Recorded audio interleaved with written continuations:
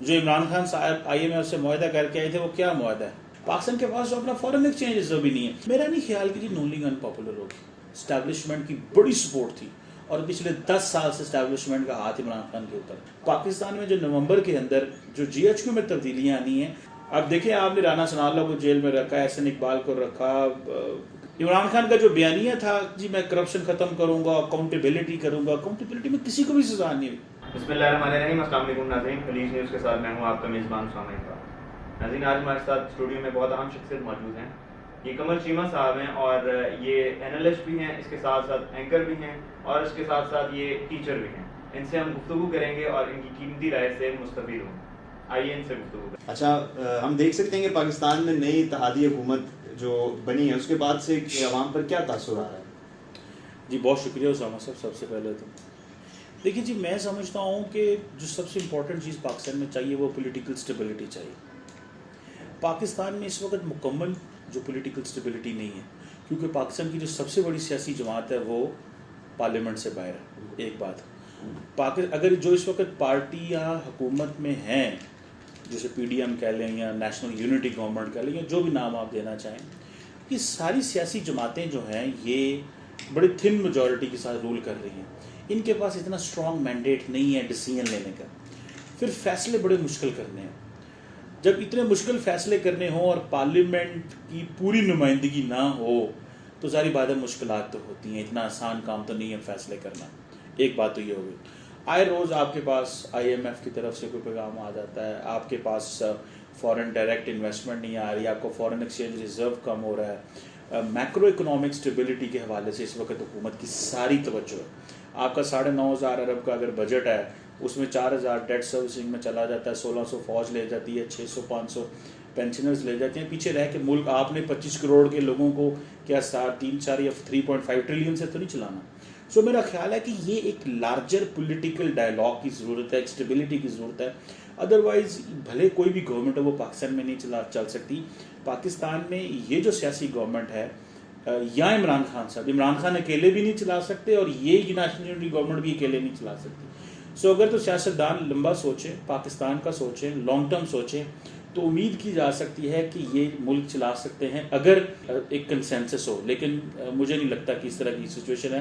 So national unity government کے لیے مسائل بھی ہوں گے، عوام کے اندر غصہ بھی ہے، لوگ جو پریشان ہیں. پیٹرول کی قیمتیں 60 روپے بڑھ گئی ہیں، انفلیشن جو ہے ڈبل ڈیجٹ 14% پہ چلی گئی ہے، 15% پہ چلی گئی ہے. وہ مسائل تو ہیں. اچھا جی، مطلب یہ بتائیے گا کہ جس طرح ہم دیکھتے ہیں کہ نون لیگ وہ حکومت تھی جس نے نعرے ہی لگائے تھے کہ مہنگائی بہت زیادہ ہو گئی ہے پاکستان میں، اس لیے ہم لوگ عمران خان کو ہٹانا چاہتے ہیں، عدم اعتماد کا ووٹ لانا چاہتے ہیں. آپ بتائیے گا کہ اس کے بعد جو انہوں نے مہنگائی کی ہے اس کے بعد کیا تاثر جا رہا ہے عوام پر؟ دیکھیے میری بات سنیں، اگر PTI ہوتی تو ان کے پاس کیا آپشن تھی؟ بھائی PMLN یا نیشنل یونٹی گورنمنٹ نے پیٹرول کی قیمتیں بڑھا دی. جو عمران خان صاحب IMF سے معاہدہ کر کے آئے تھے وہ کیا معاہدہ ہے؟ کیا اس معاہدے میں آئل کی قیمتیں کم کرنا ہے کہ بڑھانا ہے؟ کیا اس معاہدے میں یہ موجود ہے کہ آپ نے سبسڈی دینی ہے؟ سبسڈی کون سے ملک دے سکتے ہیں؟ میں ایک کامن اسٹوڈنٹ ہوں پالیٹکس کا. سبسڈی وہ ملک دے سکتے ہیں جن کے نیشنل جو فورن ایکسچینج ریزرو پڑا ہو اور وہ اپنے پلے سے گورنمنٹ جو عوام کے جو ہے وہ تیل دے سکتے ہیں. آپ کی جیب میں آپ کی موٹر سائیکل کی یا آپ کی گاڑی میں تیل جانا ہے اور حکومت تو اس کے پیسے نہیں دے گی. آپ نے تو پاس آن کرنا ہے. دیکھیے کووڈ کی وجہ سے اکانومی سلو ہوئی، یوکرین کی وار کی وجہ سے اکانومی سلو ہوئی. پچھلے 100 دن کی میں آپ کو بتاؤں، جب سے یوکرین کی وار شروع ہوئی ہے رشیا نے تقریباً $97 بلین کا پروفٹ کمایا فاسل فیول کی ایکسپورٹ سے. تو وہ کیا ہے، وہ ڈیمانڈ سپلائی کے ایشوز بڑھنے ہیں. تو قیمتیں تو بڑھنی تھی. امریکہ میں اس وقت، میں ابھی ریسنٹلی امریکہ سے آیا ہوں، جب میں گیا تھا تو وہاں پیٹرول جو تھا وہ 3 پر گیلن تھا. آج وہ $5 کراس کر گیا. بلکہ سین فرانسسکو اور لاس اینجلس LA سائڈ میں تو $7 کے قریب ہے. سو آپ امیجن کر سکتے ہیں کیا یہ صرف پاکستان میں ہو رہا ہے؟ کوشچن یہ نہیں ہے، یہ صرف نواز شریف یا پیپلز پارٹی پہ نہ بات کریں. اگر عمران خان ہوتے تو کیا وہ ان فورن ایکسچینج ریزرو کے ساتھ، جس میں سے $2-3 ارب $4 آپ نے چائنا سے لیا ہے، $2 ارب آپ نے سعودی عرب سے، 3 ارب سے لیے، 2 آپ نے UAE سے لیے، جس سے ملا کے آپ فورن ایکسچینج ریزرو بنا کے بیٹھے ہیں. پاکستان کے پاس جو اپنا فورن ایکسچینج ریزرو بھی نہیں ہے. سو اس میں یہ کہہ دینا کہ PMLN نے کیا ہے، PMLN یا انہوں نے مشکل فیصلہ کیا ہے کہ پولیٹیکلی پاور میں آ گئے ہیں. ادروائز تو کوئی نہیں ہوتا، یہی ہونا تھا. تو عمران خان کو فی الحال تو لوگ کہیں گے جی لو جی عمران خان کا ٹائم ہی چنگا سی، बट इन रियलिटी कोई भी होता उसको होना तो यही था। तो जुम्मन साहब ये बताइएगा कि 12 जमातों की इत्तेहादी एक हुकूमत बनी है, इनमें कोई भी ऐसा माहिर माशियत नहीं था जिसने इस हुकूमत को बताया हो कि आगे जो है वो ये टाइम नहीं है हुकूमत में आने का, और इस तरह का मतलब उन्हें फैसला नहीं करना चाहिए था, जिस तरह से हम देख सकते हैं कि काफ़ी उस तरह से अनपॉपुलर होती जा रही है नून लीग। मेरा नहीं ख्याल कि जी नून लीग अनपॉपुलर होगी, मेरी एक ज़ाती राय है, आई may be wrong on this. आप इलेक्शन देख लीजिएगा, जब इमरान खान और पीटीआई को इस्टेब्लिशमेंट की बड़ी सपोर्ट थी, और पिछले 10 साल से इस्टेब्लिशमेंट का हाथ इमरान खान के ऊपर, 10 साल से कम से कम 2011 से पहले जब शुजा पाशा साहब थे, आज तक उनके ऊपर हाथ था। अभी तो नहीं लगता, सारी बात है, लेकिन 2018 में उन्होंने कितना वोट लिया? 1,76,00,000। वो पीएमएलएन जिसका आपने बहुत वोट काटने की कोशिश की और सारे लोगों को पकड़ पकड़ के आप पीटीए में ले गए, उसका कितना वोट है? 1,28,00,000। तो इतना इंजीनियर्ड मैन्युफैक्चर्ड अगर आप इलेक्शन करवाते हैं फिर भी एक जमात इतना वोट नहीं लेती, तो आप इमेजिन कर सकते हैं। और कितनी थिन मेजॉरिटी थी पंजाब के अंदर भी, वो चाहते तो आप वो हुकूमत बना सकते थे। सो मुझे नहीं लगता कि, और ये जो आपका सवाल है इसमें कि किसी की बताया नहीं, मेरा नहीं ख्याल वो इकोनॉमी के हवाले से बात थी। मेरा ख्याल है कि ये जो पाकिस्तान में जो नवंबर के अंदर जो जीएचक्यू में तब्दीलियां आनी हैं, सारे एक्टर्स उसको देख रहे थे कि इमरान खान साहब अगर अपनी मर्जी से कोई बंदा ऐसा ले आते हैं, जिसके हवाले से बात चल रही थी, जनरल बाजवा को उन्होंने 3 साल की एक्सटेंशन दे दी ताकि मैं एक फ्रेंडली इन्वायरमेंट के जरिए आपको हुकूमत करूँ, मेरी मर्जी से चीज़ें। और ये बड़ी देर से बात हो रही थी कि अगर डीजीआई ऐसा ही बदल गए तो हो सकता है कि इमरान खान की वो सपोर्ट ना रहे, और वही हुआ कि डीजीआई से बदले, जिसकी वजह से इमरान खान नोटिफिकेशन नहीं कर रहे थे, जिसकी वजह से इमरान खान ने इवन फौज से भी मामला शायद सारा कुछ स्टार्ट हुआ था, जो भी हुआ, लेकिन एट द मोमेंट चीजें तो खराब हुई ना। सो मेरा ख्याल है सब लोग नवंबर को देख रहे थे कि ये ना हो कि इस तरह का बंदा आ जाए जो हमें मजीद जेलों में रखे। अब देखिए, आपने राना सनाउल्लाह को जेल में रखा, एहसन इकबाल को रखा, अब्बासी को रखा, नवाज शरीफ को, शहबाज शरीफ को, हमजा को, किसको जेल में नहीं रखा उन्होंने। इमरान खान की जो वो हवस की आग है कि मैंने खारे को जेल में रखना है, वो रखा कि नहीं रखा। लेकिन इमरान खान का जो बयानिया था, जी मैं करप्शन खत्म करूंगा, अकाउंटेबिलिटी करूंगा, अकाउंटेबिलिटी में किसी को भी सजा नहीं हुई। मैं इंटरेस्टेड हूँ सजा, मैं 2017-18 में इमरान खान साहब को बहुत सपोर्ट करता था, क्योंकि ये बंदा अकाउंटेबिलिटी करेगा, क्योंकि ये बंदा स्ट्रॉन्ग ऑपोजिशन करेगा। लेकिन मुझे पता चला कि जब वो पावर में आए तो उनका वो तो सारी हुकूमत ऑर्डिनेंस से चला रहे हैं। अच्छा जुम्मन साहब, ये बताइएगा कि आपको लगता है कि आइंदा आने वाले वक्तों में पाकिस्तान जो है वो इसराइल को तस्लीम कर लेगा? देखिए मेरी बात सुने, हर एक जो भी आपने बैन अल-अक़वामी मामलात में आपने फैसले करने होते हैं, उसमें आप कॉस्ट बेनिफिट एनालिसिस देखते हैं। जो ममालिक होते हैं वो अपने नेशनल इंटरेस्ट देखते हैं। आप मुझे ये बताएं, भारत से हमारी कितनी जंगें हुई हैं? डेफिनेटली काफ़ी जंगें हैं। उन्होंने हमारे बड़े लोग मारे, हमने उनके लोग मारे, सारा कुछ हुआ। हमने भारत के साथ तो कोई ताल्लुकात खराब नहीं किए। सो बहुत सारे लोग पाकिस्तान में ये भी कहते हैं कि भाई हम क्यों इसराइल के साथ ताल्लुकात खराब करके बैठे हैं? अगर मिडिल ईस्ट सारा ताल्लुकात ठीक करके बैठा हुआ है तो हमारा उनसे क्या प्रॉब्लम है? 5,500 किलोमीटर दूर या 5,000 किलोमीटर दूर एक मुल्क है। हमने बहुत साल, कई दहाइयां हमने पाकिस्तान के अंदर इन्वेस्टमेंट की है इस चीज़ को स्टैब्लिश करने के लिए। जी इंडिया इसराइल गार्ड छोड़ हमारे न्यूक्लियर वेपन के ऊपर, अल्हम्दुलिल्लाह पाकिस्तान एक न्यूक्लियर ताकत है, और ये हमारे मिलिट्री लीडरशिप, पॉलिटिशियंस, साइंटिस्ट, अवाम सबकी मेहनत है इसमें, मीडिया का बड़ा ताउन रहा है। क्वेश्चन ये है कि क्या हमें इसराइल से क्या मसाइल है? क्या इसमें ओपन बहस नहीं होनी चाहिए? देखिए कोई भी आप टॉपिक आप देखें, आप जब तक आप कोई टॉपिक टेबल पे नहीं रखते, आप कैसे ये कह सकते हैं? दरअसल होता है हमारे मुल्क के अंदर, क्योंकि सियासतदानों के पास मेजॉरिटी नहीं होती, हमारे लोग एक नफरत अंगेज बयानिए में इतनी इन्वेस्टमेंट कर देते हैं कि वहां से बैक ट्रैक करना मुश्किल हो जाता है। इंडिया के मामला ले लें आप, इमरान खान ने कह दिया जी, पहले अपोजिशन में थे तो कहते थे नवाज शरीफ और मोदी की यारी है, जब हुकूमत में आए तो दोस्ती करने लगे तो लोग कहते थे लो पहले तो तुम्हें गल्ला करता सी, फिर जब पता चला कि मैं अनपॉपुलर हो रहा हूं तो कहते जी मैं तो इंडिया से बात ही नहीं करूंगा, और वैसे तल्ले करते थे कि यार मैं तो मोदी को फोन करता हूं, मेरा फोन नहीं उठाता। सो क्वेश्चन ये है कि हम लोग सारे डबल गेम करते हैं तमाम, बेशक वो कहीं ताकतवर हलकों में बैठे हैं, सियासतदान बैठे हैं, मीडिया में देखते हैं कि पब्लिक रिएक्शन क्या आता है, और पब्लिक रिएक्शन क्या है, लोग कौन है? दिल करे एक आम सा बंदा जिसको स्टेट के इंटरेस्ट का भी नहीं पता, उसकी आप उसके प्रेशर में आके आप मुल्क के मफाद को नुकसान पहुंचा रहे हैं। भाई यूएई एक कामयाब मुल्क है कि नहीं? बिल्कुल। भाई कुवैत एक कामयाब मुल्क है कि नहीं? بھائی قطر جو ممالک ہیں یہ کوئی کامیاب ملک ہے، کوئی ناکام ریاستیں تو نہیں ہیں. ایسے ہی کیا دنیا میں وہ ممالک جنہوں نے اسرائیل سے تعلق اسٹیبلش کیے ہیں کیا وہ کوئی ناکام ریاستیں ہیں؟ کامیاب ریاستیں ہیں.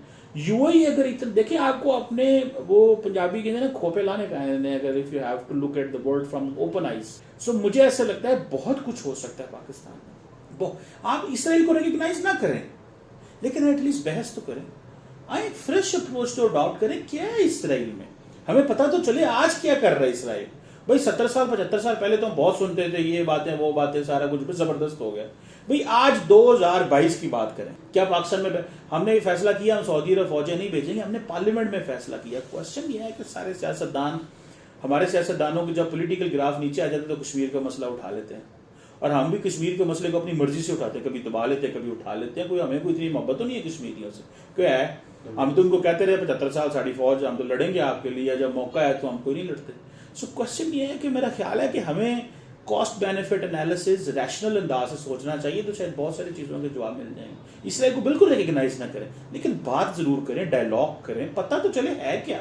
اچھا یہ ہم دیکھ رہے ہیں کہ سپر پاورز کے درمیان جو کچھ کہیں پہ تعلقات خراب بھی ہو رہے ہیں جیسے رشیا اور امریکہ کے درمیان, اور کچھ سپر پاورز آپس میں ٹھیک بھی ہو رہے ہیں. تو آپ کو کیا لگتا ہے یہ ہمارے لیے ایک اچھا المیہ ہے یا پھر یہ تیسری عالمی جنگ کی طرف بڑھ رہی ہے یہ چیز؟ دیکھیں میری بات سنیں, عالمی جنگ جو ہے نا وہ اس وقت جو جنگ ہونی ہے وہ کوئی فوجی جنگ نہیں ہے.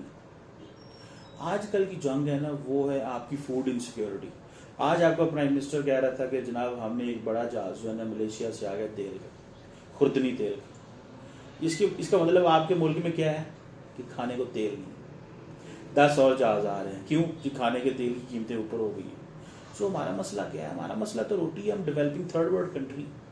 آپ دیکھ لیں ہماری پر کیپٹا انکم کتنی. کیا ہم جنگ لڑ سکتے ہیں؟ ہمارے پاس نیوکلیر ویپن ہے, اتنی فوج ہے, اتنا ہم کتنے دن جنگ لڑ سکتے ہیں؟ ہماری ڈیمانڈ سپلائی کا کیا مسئلہ ہے؟ اس وقت تو ہمیں کوئی تیل بھی نہیں دے رہا لیٹر آف کریڈٹ پہ. اس وقت تو کیش تیل خریدنا پڑ رہا ہے. آپ کی اکانومی کے حالات اتنے ہیں. 25 کروڑ کی آبادی کے پاس اگر 10 ارب ڈالر فارن ایکسچینج ریزرو پڑا ہو, ادھر بھارت جو ہے وہ 1.5 ارب 1.25 ارب کی آبادی ہے, 600 بلین ڈالر پڑا ہوا ان کے پاس فارن ایکسچینج ریزرو. تو دنیا کس کے پاس کیا دے گی؟ سو میرا خیال ہے کہ یہ جنگیں جو ہے نا یہ ٹھیک ہے, سارا یہ ایگزسٹ کرتی ہیں. ڈیفنس مضبوط ہونا چاہیے, سیکیورٹی مضبوط ہونی چاہیے, اپنی پوری تیاری کرنی چاہیے, گھوڑے اپنے ٹائٹ رکھنے چاہیے. لیکن کوشچن یہ ہے کہ بھائی آج کے مسائل اور ہیں. آج کا مسئلہ اکانومی ہے. آپ کا مسئلہ یہ ہے کہ آپ کا جو کیمرہ مین ہے, آپ کے جو لوگ کام کرنے والے ہیں, ان کے پیٹ میں کھانا کیسے جائے گا, یہ کوشچن ہے. اور ہمارے جیسا ملک پر کیپٹا انکم جہاں پہ کوئی نہیں ہے. ابھی میں کل سروے دیکھ رہا تھا 37% لوگ پاکستان میں بلو پاورٹی لائن ہے. سو کوشچن یہ ہے کہ ہمارے لیے جو غیر روایتی سیکیورٹی سے ہم انگریزی میں کہتے ہیں نان ٹریڈیشنل سیکیورٹی تھریٹس زیادہ امپورٹنٹ ہے. انوائرمنٹ دیکھیں آپ پورے بنگلہ ادھر بلوچستان میں چلغوزے کے درخت کو آگ لگ گئی, اس کو کئی دہائیاں لگتی ہیں اس درخت کو. سو اس کے پاس ہمارے پاس تو انفراسٹرکچر نہیں ہے اس کی آگ بجھانے کے لیے. ہمارے درخت جو ہیں وہ ہو رہے ہیں, گرمی بڑھ رہی ہے, خراب ہو چکے ہیں. سو بہت کچھ معاملات خراب ہیں. سو ہمارے تو چیلنجز ہی اور ہیں. پاپولیشن ایکسپلوژن ہمارا بہت بڑا چیلنج اس زمانے. سو ہمیں تو ہمارا اس وقت مسئلہ کھانا روٹی ہے. ہمارا مسئلہ ڈیفینس اور یہ چیزیں نہیں ہیں. وہ اپنے مضبوط کر لیا ہوگا. کوشچن یہ ہے کہ ہم اپنی سیکیورٹی کر لی ہوئی ہے, روایتی سیکیورٹی ہماری ٹھیک ہے, ہمیں جو پرابلم ہونا ہے وہ انٹرنل آنا ہے. اچھا چیمہ صاحب یہ بتائیے گا کہ عالمی منظرنامے پر پاکستان کے بارے میں کیا تاثر ہے دوسرے ممالک کا؟ دیکھیں پہلی بات تو یہ ہے کہ اس وقت آپ اپنے جہاں پہ بیٹھے ہیں وہاں کی بات کر لیں. آپ کا نیبر کون ہے؟ انڈیا. انڈیا کے ساتھ آپ کے حالات کو مجھے بیان کرنے کی ضرورت نہیں ہے. افغانستان میں دیکھ لیں, انہوں نے اگلے دن ان کے ڈیفینس منسٹر نے کہا ہم اپنی فوجیں افغانستان انڈیا ٹرین کرنے کے لیے بھیج سکتے ہیں. بارڈر سیکیورٹی میں انہوں نے ہمارے فوجیوں کو وہ بارڈ نہیں لگانے دے رہے. معاملات ہمارے کو اتنے اچھے نہیں ہیں. ایران کے ساتھ دیکھ لیں, ہم پچھلے 30 سال سے ان کو اینیمی کنٹری کہتے ہیں. ٹھیک ہے, چین نے سی پیک پہ اتنی انویسٹمنٹ کی, ہمارا اتنا انفراسٹرکچر اٹھایا, لیکن at the end of the day ہم اس کو کیپٹلائز نہیں کر پائے. ٹھیک ہے, یہ تو ہوگی آپ کے خطے کی سچویشن. آپ او آئی سی کی کانفرنس کر رہے تھے تو سارے سینٹرل ایشین ممالک جو ہیں وہ انڈیا میں بیٹھے ہوئے تھے. ٹھیک ہے جی. مڈل ایسٹ میں چلے جائیں تو مڈل ایسٹ جاتے ہوئے ہماری جو سب سے پہلی ڈیمانڈ ہوتی ہے کہ ہمیں 2-4 ارب ڈالر دیں تاکہ ہم سیف ڈپازٹ کر سکیں, تاکہ ہمارا میکرو اکنامک. ہمیں تو یہاں پتہ چلا تھا عمران خان عالم اسلام کے لیڈر ہیں. عالم اسلام کا لیڈر جو ہے وہ امریکہ گیا, وہاں سے واپسی پہ جہاز انہوں نے سعودیہ نے واپس مانگ لیا, ادھر سے پرائیویٹ فلائٹ پہ واپس جو ہے وہ جہاز کی ٹکٹ فلا تو پاکستان آئے. سو کوشچن یہ ہے کہ آپ عالمی منظرنامے پہ آپ ایک ملک کے ساتھ بیٹھ کے باتیں کر لیں. ہماری کتنی جو ہے وہ 35-36-40 ارب ڈالر کی ایکسپورٹ ہے. اگر آپ کے پاس فورن ریمیٹنس نہ آیا جو ہمارے عوام باہر بیٹھی ہے وہ پیسہ نہ بھیجے تو ہم کہاں کھڑے ہوں. سو کوشچن یہ ہے کہ عالمی منظر نامے میں ہم نہ تو رشیا کے ساتھ فٹ ہیں, نہ ہم امریکہ کے ساتھ فٹ ہیں, نہ ہم چائنا کے. ہمیں تو لوگ دیکھ رہے ہیں کہ یہ زندہ کیسے رہیں گے, یہ بچیں گے کیسے, ان کی سروائیول اسٹریٹجی کیا ہے, ان کا پلان کیا ہے. تو لوگ ہمیں اس انداز سے میرا خیال ہے دیکھنے کی کوشش کر رہے ہیں. میری ایک ذاتی رائے ہے, میں بھی رانگ آن دس. سو میرا خیال ہے کہ یہ ہمیں جو ہے وہ, لیکن ہمیں امریکہ کے ساتھ تعلقات اچھے رکھنے چاہیے, چین کے ساتھ رکھنے چاہیے. سو یہ چیزیں اس وقت انڈیا دنیا کے تمام ممالک کو کہتا ہے کہ اگر آپ نے ہمیں اسلحہ دینا تو پاکستان کو نہیں دینا. آپ کے آرمی چیف بڑے کھل کے بتا چکے ہیں کہ امریکنز یورپینز آپ کو اسلحہ نہیں دیتے. تو اس طرح کی تو سچویشن ہے. میرا خیال ہے بہت کچھ ہو سکتا ہے, لیکن انٹرنلی اکانومی ٹھیک کرنے کی ضرورت ہے, ایک نیا عمرانی معاہدہ کرنے کی ضرورت ہے, نیا ڈائلاگ کرنے کی ضرورت ہے, اپنی یوتھ کو امپاور کرنے کی ضرورت ہے, بہت کچھ کرنے کی ضرورت ہے. ہمارے اندر پوٹینشیل بھی ہے, صرف کویسچن یہ ہے کہ یہ جو پولیٹیکل سیاسی معاملات ٹھیک ہو جائیں, لیڈرشپ بیٹھ جائے, تو ہم کو 10-20 سال کا اکنامک چارٹر کر لیں تاکہ ہماری اکنامک گروتھ چلتی رہے. اچھا, آخری سوال آپ سے میں یہی کروں گا کہ آپ کو لگتا ہے کہ جلد انتخابات جو ہیں وہ اس جو پاکستان کی بھی صورتحال چل رہی ہے اس سے پاکستان کو باہر نکال سکتے ہیں؟ نہیں نکال سکتے. مزید پولیٹیکل انسٹیبلٹی ہوگی اگر آپ نے انتخابات کرائے, کیونکہ آپ کا جو کیئر ٹیکر سیٹ اپ ہوتا ہے وہ سارا ٹائم انسٹیبلٹی ہوتی ہے, کیونکہ اس میں کوئی ملک نہیں چلا رہا ہوتا.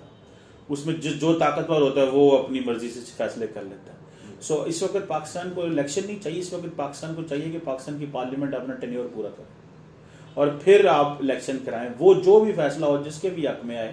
اس وقت الیکشن آپ کے لیے اچھے نہیں, میری ایک ذاتی رائے میں میرا خیال ہے اچھے نہیں ہوں گے. جی ناظرین, یہ تھے قمر چیمہ صاحب, آپ نے ان کی گفتگو سنی. ہمیں امید ہے کہ آپ ان کی قیمتی آراء سے ضرور مستفید ہوئے ہوں گے. خلیج نیوز کے ساتھ اسامہ اقبال کو دیجیے اجازت. اللہ حافظ.